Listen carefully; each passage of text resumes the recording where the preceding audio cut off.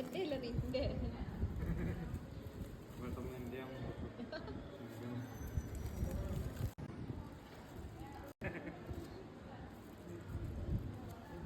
Hello guys, ആരും പേടിക്കണ്ട, അവൻ കഴിക്കുന്ന കണ്ടിട്ട്.